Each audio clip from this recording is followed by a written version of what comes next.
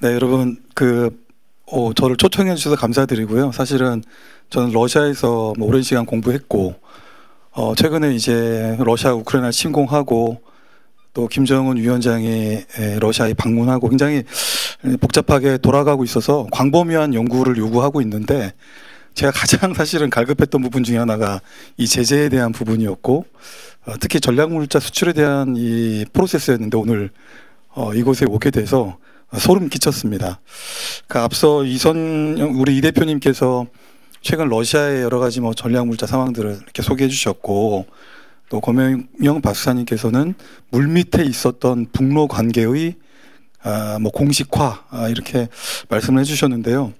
앞선 두 분의 그 내용을 들으면서 여러 가지 생각들이 좀 스칩니다. 첫 번째는 이 대표님 말씀해 주신 그 러시아의 원천 기술, 첨단 기술, 사실은 우리 김영주 의원도 계시지만 러시아에 오랫동안 몸담았던 여러 연구자들은 약간 추앙하는 그런 부분들도 없지 않아 있습니다. 추앙이라기보다 사실이죠. 원천 기술, 첨단 기술을 러시아는 갖고 있고 또 우리가 과거에 민수용 그리고 군사용 많은 부분에 러시아의 원천 기술이 활용이 되었지만 심지어 나로호, 누리호까지도 그것이 다 들어갔는데 우리 국내적으로는 뭔가 불편해서 그런지 잘 이런 것들을 홍보하고 알리는데 좀 소홀했던 측면이 있습니다. 여기서 이제 반전입니다. 그런데 왜 이렇게 원천 기술, 첨단 기술을 갖고 있는 러시아는 특별 군사작전에서 졸전을 반복하고 있는가? 두 번째, 이런 원천 기술과 첨단 기술이 물밑에서 과거로부터 북한에 유입이 되었다면 그리고 앞으로 더 그 원천 기술과 첨단 기술, 러시아의 첨단 기술이 북한에 유입된다면 북한의 군사력은 또 얼마나 비약적으로 발전이 되어서 한반도에 위협이 될 것인가, 이 두 가지 참 의문이 듭니다. 그런 생각을 여러분들과 좀 공유하면서 제가 좀 말씀을 드리도록 하겠습니다. 오늘로써 러시아가 우크라이나를 침공한 지 601일 차입니다.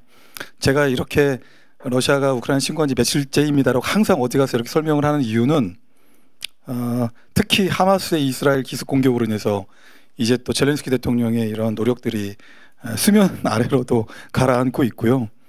아마 오늘 전략물자 통제 세미나를 한 이유도 결국 러시아의 우크라이나 침공에 따른 또 또 풍선 효과로서 드디어 러시아와 북한이 공식적으로 이제 손을 잡았기 때문에 그런 전반적인 전략 상황들이 우리에 영향을 미치기 때문에 그렇습니다. 오늘 이렇게 세 가지의 아이템으로 이렇게 준비를 했는데 시간이 좀 많지 않기 때문에 중요한 내용 위주로 말씀을 드리겠습니다. 먼저 좀 전략 상황 평가입니다. 말씀드린 대로 오늘로써 러시아 우크라이나를 침공한 601일 차입니다. 그간의 좀 내용들을 잠깐 이렇게 복기를 해보면 올해 2월 24일이 이제 침공 1년이 되었고요. 지난 6월 4일에 우크라이나군은 그동안 이제 힘을 좀 비축했다가 대대적이지는 않고 일부 지역에서 대반격 작전을 진행을 해서 오늘까지 대략 한 4.5개월 정도 반격 작전을 수행을 하고 있지만 유의미한 군사적 성과를 창출하지 못했다가 합리적인 결론이라고 감히 좀 말씀을 드리고 싶습니다. 그 이유는 대반격 작전을 수행하기 위해서는 다양한 전력들이 필요합니다.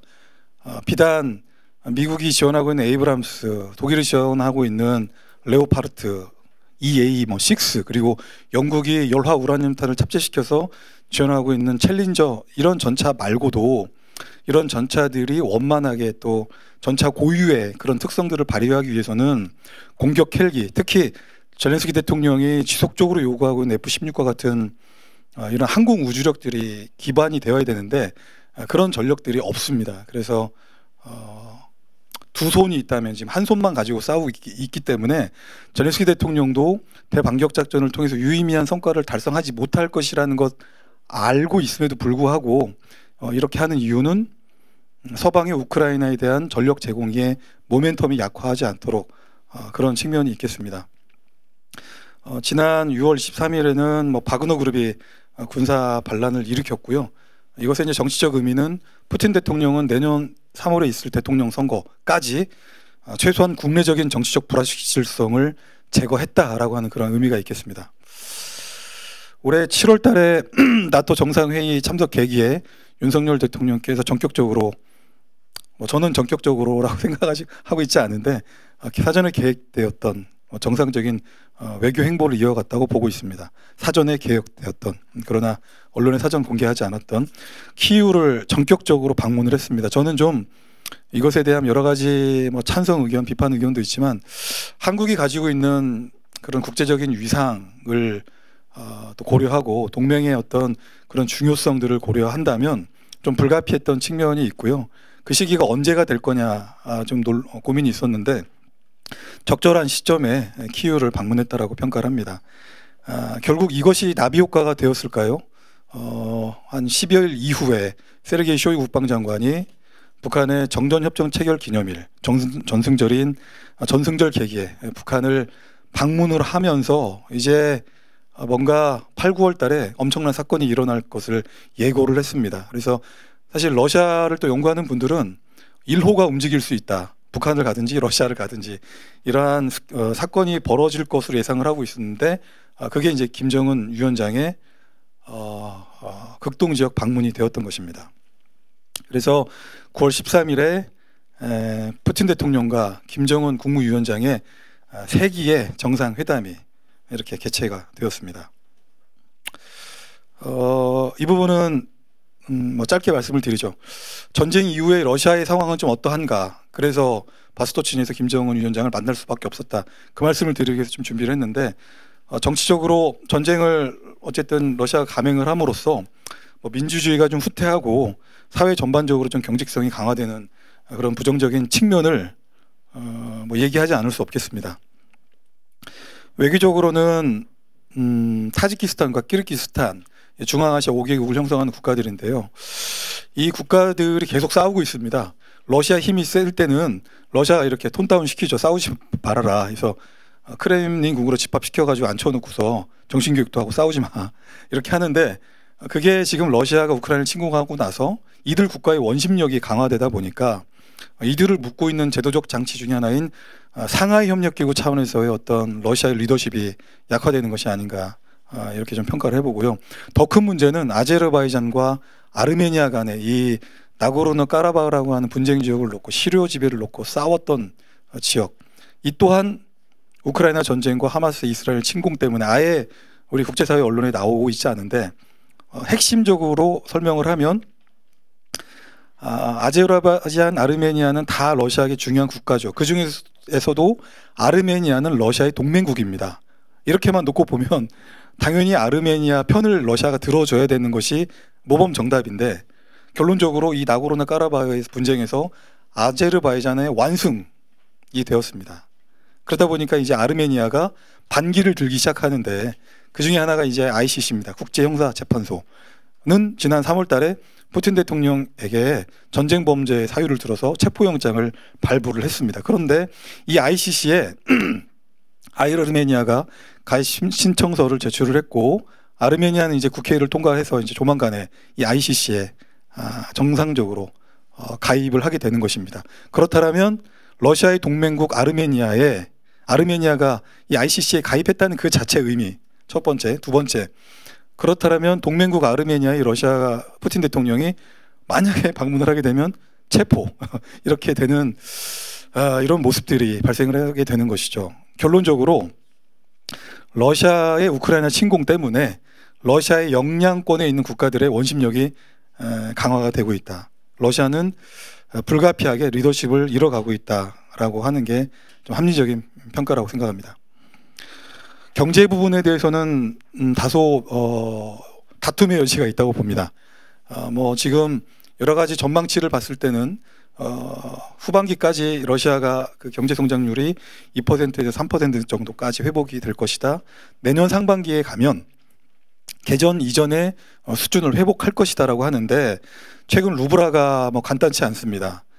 심리적 마지노선이라고 하는 100루블이 깨졌고 이제 정부가 나서서 환율 방어도 하고 여러 가지 특단의 조치를 함으로써 96루블, 95루블 요 사이를 왔다 갔다 하고 있지만 여전히 어려운 점들이 있겠습니다. 그리고 이제 전쟁이 장기화되다 보니까 제일 큰 문제 중에 하나가 러시아 정부가 여러 가지 다양한 경기 부양책을 써도 결국 공장을 돌릴 수 있는 일손이 없는 것이죠. 그래서 북한과 손을 잡고 아까 우리 고명일 박사님께서 얘기하셨던 2397 유엔 제재 결의안 2397호 결의안 의결에 따라서 이제 전 세계 39개 나가 있던 모든 북한 노동자들은 다 본국으로 송환을 시켜야 되는 뭐 러시아는 당연히 유엔 안보리 상임 이사국이기 때문에 다른 어떤 국가들보다 무거운 책임이 있죠. 다시 북한으로 송환시켰던 북한 노동자들을 러시아는 받아들여야 되는 그런 형편에 이르는 것입니다. 왜냐하면 자국의 많은 청장년층 인력들이 기계를 돌리지 않고 총을 들고 있기 때문에 그렇습니다. 한편 이제 이 전쟁이 장기화되고 유럽연합에서 특히 각 잡고 러시아에 대한 패키지 제재를 지금 뭐 11차, 곧 12차까지 하게 될 텐데요. 하다 보니까 그 중에서 가장 러시아 입장에서 좀 불리한 것이 원유와 가스에 대한 수출 통제입니다. 이미 원유는 뭐 제로화하는 특단의 조치를 유럽연합이 이렇게 시행을 하고 있고 가스에 대한 의존도도 점진적으로 낮춰가는 상황인데 또 러시아는 용케 또 중국과 인도에 막힌 부분들을 이렇게 또 전환을 시킴으로써 나름대로 그런 에너지 뭐 국가로서의 그런 좀 유지를 하고 있는 그런 상황입니다. 이제 군사 부분이 오늘 제가 드릴 말씀이 이제 핵심이 되겠는데요. 시간이 없어서 벨라루스의 전술핵 공유가 시작이 되었습니다. 동시에 극동 지역에 있는 이제 벨라루스는 러시아의 서쪽에 있는 국가죠. 그래서 벨라루스를 통해서 나토의 확장을 저지하겠다라고 하는 푸틴 대통령의 공세적 핵 전략이 시작이 되었고요. 극동 지역에 있는 점 하나 북한을 통해서는 이제 과거의 동맹 관계를 심리적으로 회복함으로써 간접적으로 북한의 확장 억제를 제공함으로써 미국의 인태 전략에 대응하겠다라고 하는 러시아의 다극화 전략이 이제 시작이 되었습니다. 오늘 우리 주제와 맞는 152mm 포병 탄약을 포함해서 재래식 무기와 탄약이 급감하고 있고요. 그래서 이 군산복합체가 이 전쟁 수행을 위해서 여러 가지 물자들을 전략 물자들 무기 포함해서 수출을 공급을 해줘야 되는데 그 군수 그 공장을 돌릴 사람이 없습니다. 산업 인력이 굉장히 부족한 것이죠. 극단적으로 100만 명이 지금 전쟁 지역으로 증발이 되어버렸기 때문에 러시아 또한 전쟁 지속 능력과 전쟁 수행 능력에서 엄청난 국내적인 도전을 받고 있음을 부정할 수 없습니다. 개전 이후 현재까지 러시아군은 2천만 발의 포병 탄약을 소모했습니다. 굉장히 천문학적인 숫자이고요. 그리고 월 평균 생산량은 현재 러시아 군산복합체가 생산해낼 수 있는 능력은 2만 발 정도밖에 되지 않고 그럼에도 불구하고 이 전쟁을 지탱하기 위해서 러시아는 한 달에 최소 3만 발에서 최대 5만 발 정도를 사용을 해야 되기 때문에 손을 내밀 수밖에 없는 그런 상황입니다. 누구에게? 지리적인 근접성이 있고 러시아의 무기체계와 상호 운용성을 갖춘 나라, 그 나라가 바로 북한인 것입니다. 왜냐하면 인접한 카자흐스탄이나 이런 국가들, 러시아의 전통적인 동맹국들은 러시아를 지원하지 않고 있기 때문에 그렇습니다. 북한의 상황도 녹록치 않습니다. 김정은이 2011년에 권력 승계 이후에 장시간 꾸역꾸역 이렇게 어렵게 정권을 유지는 하고 있지만 내세울 만한 치적이 없습니다. 그러다 보니까 전략적 지위가 상승했다라고 하는 레토릭 외에는 내세울 만한 게 없고 그래서 더욱더 악순환이 반복되는 것은 권력 공고화를 위해서 내부 결집과 사상 통제라고 하는 정말 혁신적인 내용이 전혀 없는 이런 북한식 보수주의만이 강화되고 있는 그런 측면이 되겠습니다. 경제적인 측면은 더더욱 어려워지고 있겠죠. 더더욱 어려운 상황에서 팬데믹 때문에 국경을 봉쇄했기 때문에 더더욱 어려워졌고 그런 결과가 아사자가 최근 5년 대비해서 올해 상반기만 해도 2배가 늘어났다. 주 식량을 차지하고 있는 밀가루 가격은 5배, 옥수수 2배, 설탕은 9배가 되면서 총체적인 식량 안보에 처해 있다는 부분이 있겠고요. 또 무역 규모가 당연히 국경을 봉쇄를 했기 때문에 90% 가까이 급락을 하면서 북한 민생 경제가 거의 파탄난 수준에 이르렀다라고 하는 이런 상황입니다. 군사적인 측면, 성군주의를 지향하기 때문에 북한에서 가장 중요한 것 중에 하나가 군사적인 부분인데 지난 2021년에 노동당 8차 당대회의를 계기로 김정은 위원장이 굉장히 야심차게 추진을 했던 것 중에 하나가 국방공업 발전 및 무기체계 개발 5개년 계획입니다. 다탄두, 극초음 미사일, 핵잠수함, 전자전을 수행할 수 있는 무기, 무인기, 정찰 자산, 기타 등등등 다 포함하고 있는데요. 뭐 제대로 이루어진 것이 없습니다.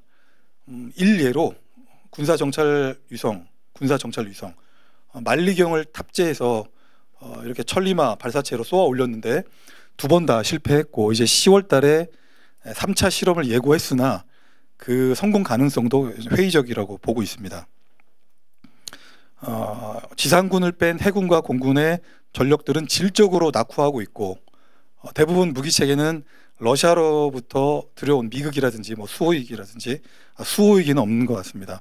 이런 무기들인데 후속 군수 지원이 원만하게 이루어지지 않았기 때문에 현재 해공군들은 양적으로는 한국에 비해서 우세한 것처럼 보여지나 질적으로는 정상적인 작전 수행이 어려운 그런 상황. 결론적으로 독자적으로 북한은 군 현대화를 이뤄내는데 어려움을 겪고 있기 때문에 한국에 대해서 군사력의 부분에서 질적 우위 달성에 실패했다라고 이렇게 결론을 낼 수가 있겠고요.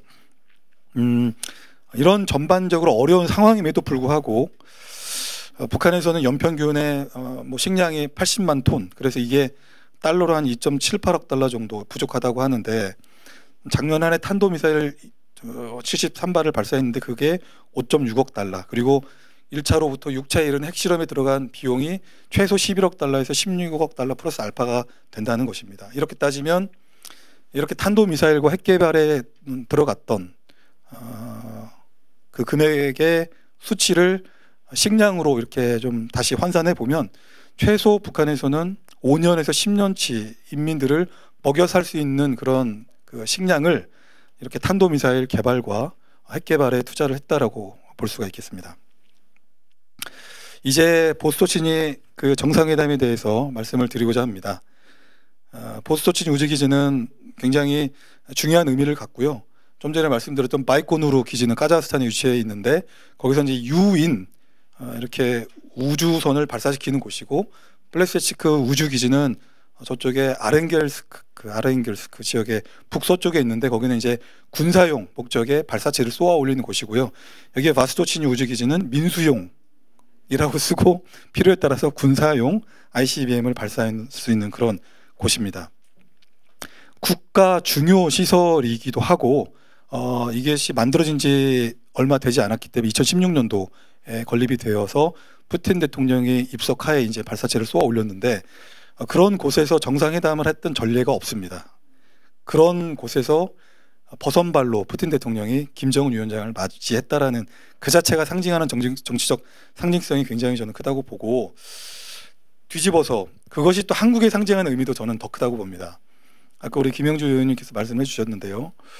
어쨌든 우리는 6공화국 출범 이후에 북방정책을 성공시켰고, 그래서 북한을 고립화시키는데도 성공을 했고, 그 결과로서 불곰 사업이라는 것을 통해서 우리의 군수용, 민수용 기술을 접목시켜 가지고 우리의 더 발전을 이룩할 수 있었죠. 그 중에 하나가 상징성을 갖는 것이 바로 한너 간의 우주기술 협력인데요. 이 중간 것을 생략하고 그 결과가 결국은 나로 그리고 누리호의 성공적인 발사인데, 이제 러시아는 그런 카운트 파트인 한국과의 협력을 재고하겠다. 이제 지난 30년간 이룩했던 한국과의 그런 성과를 압축적으로 북한에 협력을 함으로써 북한의 인공위성 발사 능력 그리고 자립을 돕겠다라고 하는 것입니다. 그 얘기를 한 것입니다. 그런데 여러분들 굉장히 제가 볼 때 문제가 되는 것은, 위협이 되는 것은 북한이 추구하고자 하고 있는 국방력 5대 발전 계획의 시작과 끝이 결국은 인공위성이라고 하는 사실입니다. 나아가서 러시아의 위성안법 체계인 글라나스에 만약에 북한이 편입을 하게 된다 한다면 이게 비록 비단 한국에 대한 위협뿐만 아니고 동맹에 대한 위협, 나아가 나토에 대한 위협까지도 가능할 것이다. 왜냐하면 인공위성 능력도 가질 수 있고요. 북한이 가장 지금 취약한 부분, 정보에 대한 그 위성 정보에 대한 부분들을 러시아와 쉐어할 수 있다 한다면 엄청난 군사적인 능력, 잠재력을 확보할 수 있게 되기 때문입니다. 지금 그거 하겠다고 푸틴 대통령과 김정은 위원장이 바스토치니 우주기지에서 만난 것입니다. 김정은 위원장의 발걸음, 그렇습니다. 바스토치니 우주기지에서 ICBM을 받고 유리 가가린 공장, 깜사몰스크 나무레라고 하는 유리 가가린 공장에서는 공중 자산, 예를 들어서 미국이 수호위기를 받고요. 그리고 블라디보스톡에 와서는 크네비치 공군 군 비행장에서는 TU 계열입니다. 뚜폴리프 계열의 최소한 15,000km 정도를 이렇게 항속거리를 가지고 있는 그 전략 자산들을 다 받습니다. 이것이 끝나고 나서는 태평양 함대 사령부에 가서 샤파슈니코프 순양함 내지는 호위함 한 8,000톤급 정도 되는데, 여기에 사실은 재래식 무기 그리고 순항 미사일, 극초음속 미사일로 알려진 낀잘, 그리고 찌르콘, 나아가 핵탄두를 다 탑재할 수 있기 때문에 김정은은 북한의 러시아판 삼축 체계를 눈으로 다 확인을 한 것입니다. 어떤 분들이 이렇게 반문을 하시더라고요. SLBM은 안 본 거 아니야? 그러니까 원자력 핵잠수함 그리고 잠수함 탄도미사일 가진 잠수함을 안 본 거 아니야? 다 봤습니다. 태평양 함대 사령부 샤파슈니코프 호위함 옆에 그 일부러 러시아 해군이 잠수함을 다 부양시켜 놨습니다. 그렇다면 러시아의 실익은 무엇일까? 이미 고 박사님께서 지적하신 대로 나진항을 통해서 수십만 발의 포병 탄약을 적재할 수 있는 컨테이너가 해상 그리고 이제 육상으로 TSR 시베리아 횡단 열차를 통해서 우리한테는 한때는 평화를 상징했는데요. TKR까지 시베리아 횡단 열차를 통해서 저기 끝에 특별 군사작전 지역으로 북한의 포병 재래식 탄약이 유입이 되고 있습니다. 또 한 가지는 북한 노동력입니다. 제재 결의안 23975에 따라서 북한 본국으로 송환되었던 수만 명의 북한 노동자들이 이제 러시아로 유입될 날에 저는 얼마 머지 않았다고 보고 있는데요. 제가 이렇게 좀 따져봤는데 북한 노동자들의 강점이 무엇일까? 일단 정신 승리를 하고 있다는 강점이 있겠고요.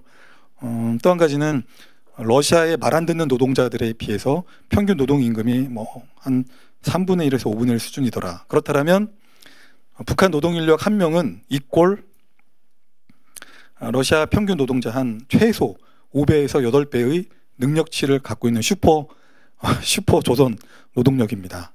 엄청나죠? 엄청나죠. 거기에 더해서 끝나지 않고 과거에 3만 명 정도의 북한 노동 인력이 러시아에서 활동을 했다고 하는데, 공식적으로 비공식 합치면 대략 한 3만에서 5만 명까지 가겠죠. 중국에서 활동했던 노동력까지 만약에 러시아가 흡수를 한다고 한다면 러시아가 겪고 있는 산업 인력의 부재 최소 50%까지는 해소가 될 것이다. 이렇게 좀 보고 있습니다. 그렇다면 북한은 무엇을 얻을 수 있을까? 인공위성이라고 하는 눈을 닮으로써 김정은 위원장이 야심차게 추진했으나 능력이 되지 않아서 실현하지 못했던 국방력 5대 발전 계획을 가열차게 추진할 수 있을 것이라고 보고 있고요. 부가적으로 식량과 에너지 지원 등 이런 것들은 디폴트 값으로 이해를 하고 있습니다. 결론적으로 러시아와 뒷배를 두고 또 러시아와 심리적으로 과거의 동맹관계를 보강함으로써 한때 화양연화했던 중국과 틀어진 관계에서의 또 외교적 레버리지를 확보할 수 있다라고 하는 이런 의미가 있겠습니다.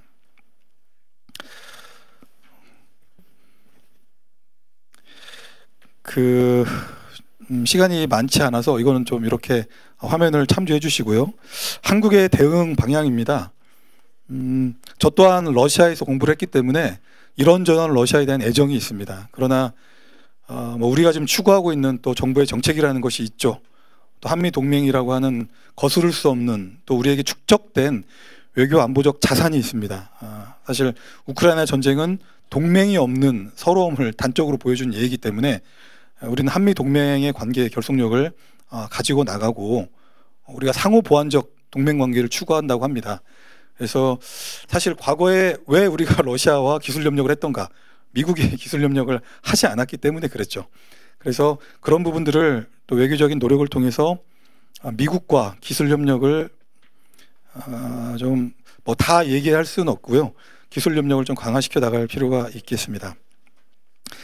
이제 시작되고 있는 또 북한의 노동력들이 또 러시아로 유입이 될 것이기 때문에 국제사회 차원에서 어렵다면 한국 독자적으로도 이런 부분들에 대한 제재를 추진을 해 나가야 되겠고, 중국이 굉장한 의미 있는 키플레이어가 되고 있습니다. 이미 항저우 아시안 게임 계기에 총리께서 시진핑 주석을 만났고 이제 후속 고위급 회담들이 지속이 될 텐데 좀 내실 있게 중국을 움직여야 될 필요가 있겠습니다.